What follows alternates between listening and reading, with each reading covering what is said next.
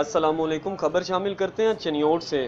مولا موزم شاہ کی بیوہ ضعیف العمر خاتون مدد کے لیے کسی مسیحا کی منتظر۔ جوان بیٹی جہیز نہ ہونے کی وجہ سے اپنی ماں کے ساتھ زندگی بسر کرنے پر مجبور۔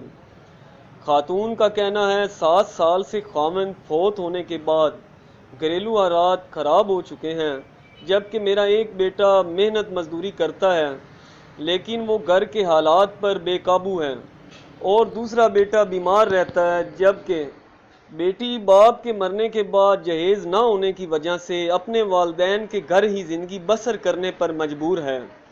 خواتین نے صاحب استطاعت سے مدد کرنے کی اپیل کی ہے تاکہ اس کی بیٹی کا گھر بس جائے اور وہ بھی خوشحال زندگی گزار سکے۔ بندہ میرا فوت ہو گیا 8-7 سال ہو گئے نے، کماؤن والا کوئی نہیں ہے، ایک بچہ دیہڑی لبھی کدی نہیں لبھی، ایک بچہ میرا بیمار ہے، ایک کرایہ دار ہاں، بچی بوہے تے بیٹھی جئی کھنو کہ کوئی ہو سکتا ہے کہ مدد کرو میری، کہ میرے تو نہ کرایہ پرندہ ہے کہ لوگوں کے مسائل ان کی دہلیز پر سننے کے لیے ضلع بھر میں کچہریوں کا سلسلہ جاری۔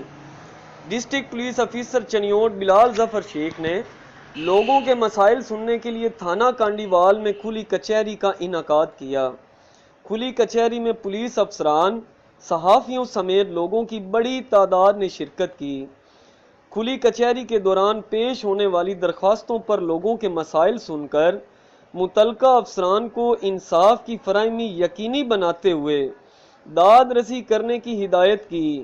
کمپلینٹ سیل افسران کو سختی سے ہدایت کی لوگوں کی داد رسی یقینی بنا کر درخواستوں کی فالو اپ رپورٹ پیش کی جائے۔